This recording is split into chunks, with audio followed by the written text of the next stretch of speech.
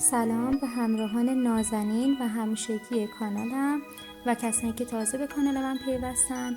همگی به کانال من یعنی مامان پری خوش اومدید. امروز براتون آموزش مربای چاقاله گردو رو در نظر گرفتم. برای درست کردن این مربا نیاز به گردوهای کال یا نرسیده یا به اصطلاح همون چاقاله داریم که معمولاً در اواسط خرداد ماه تا اواسط تیر ماه زمانش هست. این مربا خواص بی‌نظیری داره که در ادامه به چند تا از مهمتریناش اشاره میکنم. درمان عفونت لثه، دندان و آفت دهانی، رفع خشکی دهان، درمان نفخ معده و زخم معده، کاهنده کلسترول، مانع از پوکی استخوان، چسبندگی روده و در نهایت کمخونی میشه. این مربای پرخاصیت کمتر شناخته شده در ایران بیشتر در منطقه قفقاز تهیه میشده و برای گرفتن تلخی پوستش از آباهک استفاده میکردن. اما روشی که من امروز میخوام بهتون آموزش بدم نیازی به آباهک نداره. برای تهیه این مربا نیاز به 50 عدد گردو داریم.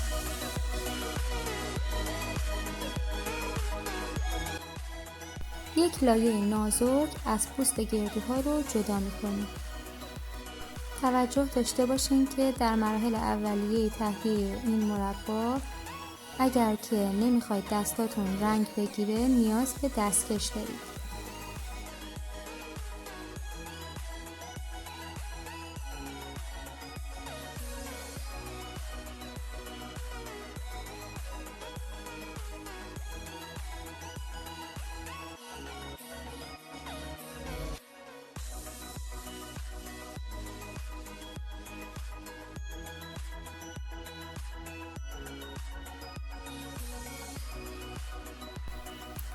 حالا روی گردوها آب بریزین و اجازه بدین حداقل 1 ساعت داخل این آب بمونه. حالا آب اونها رو خالی کنید و در هر گردو با یک سوزن ضخیم 5 تا 6 سوراخ ایجاد کنید.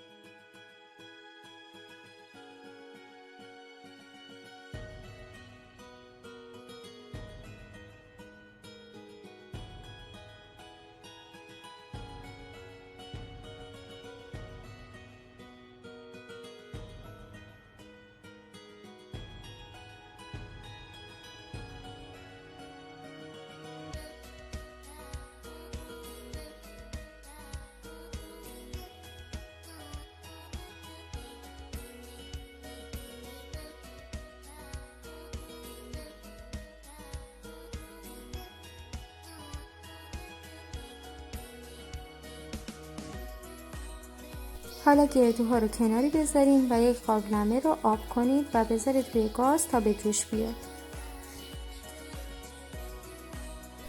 وقتی آب داخل قابلمه به جوش اومد گردوها رو داخلش بریزید و 5 دقیقه زمان بدید. سپس گردوها رو آبکش کرده و دوباره داخل قابلمه آب به جوش بیارید. مجدد گردوها رو داخلش برگردونید.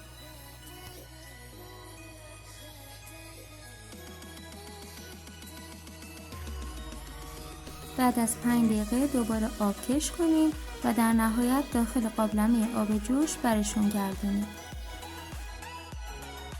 مراحل رو 8 تا 10 بار تکرار کنید.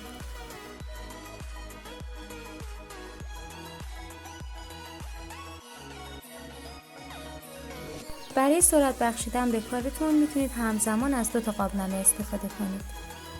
سعی کنید حجم آب داخل قابلمه رو کم در نظر بگیرین که زود به جوش بیاد. هر دفعه آب آن رو دور بریزین و گردوها رو داخل قابلمه جدید آب بذارید تا 5 دقیقه دیگه بجوشه. در نهایت آب اون رو تست کنید، اگر تلخی نداشت حاضره. گردوها رو داخل آب خنک بریزین و 1 ساعت دیگه صبر کنید.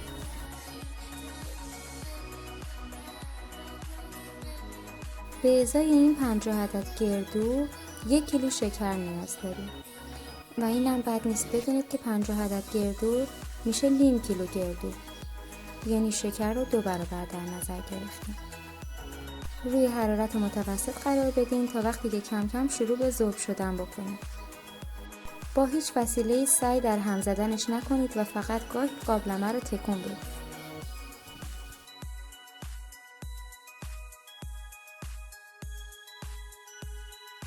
همینطوری آروم به اطراف بگردونینش. ذوب کردن شکر یک مقدار قلق میخواد، باید مواظب باشین که از زیر نسوزه. مدام باید قابلمه رو تکون بدین تا وقتی که تمام شکرها ذوب بشن و یک دست بشه.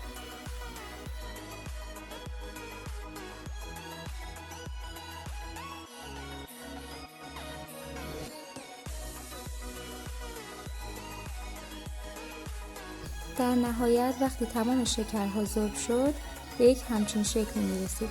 حالا 1 لیوان آب اضافه کنید.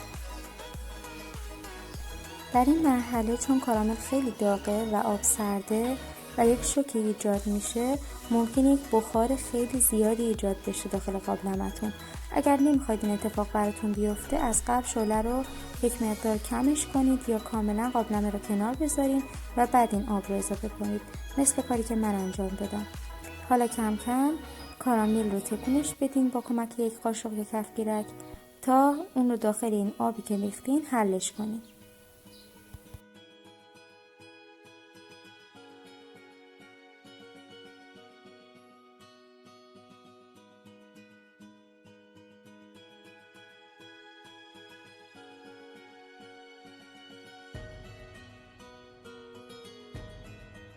کم کم کارامل به حالت یک توپ در میاد و جمع میشه.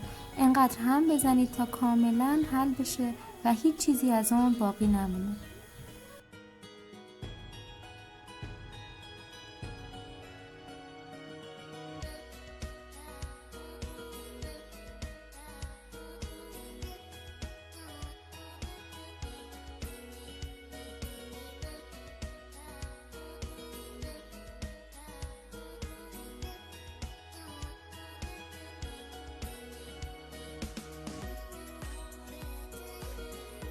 وقتی کاملا حل بشه کف‌آلود میشه.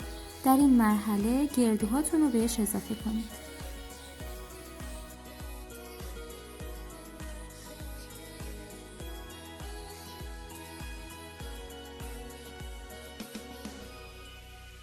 حرارت رو کم کنین و اجازه بدین که گردوها 15 تا 20 دقیقه داخل کارامل بجوشن.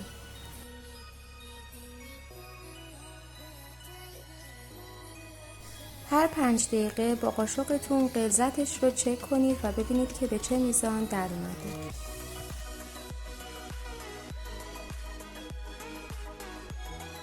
وقتی کمی مثل عسل کشدار شد کافیه، چون اگه بیش از اندازه حرارتش بدین خیلی سفت میشه.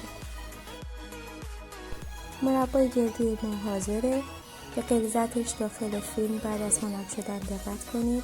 ببینید چقدر عالی شده.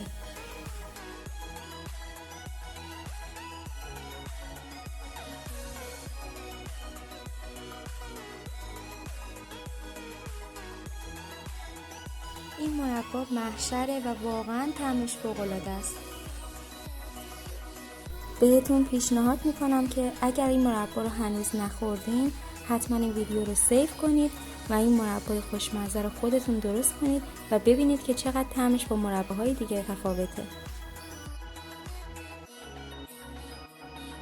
بد نیست بدونید که این مربای خوشگل و خوشمزه به روش‌های مختلفی تهیه میشه و این فقط یکی از روش‌هایی بود که باهاش میتونید این مربا رو تهیه کنید. انشالله در آینده داخل کانالم روش‌های دیگه‌ش هم قرار میدم. ترکیب کارامل و گردو واقعا عالی و فوق‌العاده میشه. ممنونم که مثل همیشه با نگاه‌های گرم و زیباتون تا انتهای این ویدیو با من همراه بودین. اگر ویدیو رو دوست داشتین و براتون مفید بود لطفاً اون رو لایک کنید. از کامنتاتون هم تشکر میکنم، خیلی به هم انرژی میده و از این که میبینم آموزشم مفید بوده واقعا خوشحال میشم. تا ویدیوی آموزشی دیگه در پناه خدا شاد و برقرار باشید.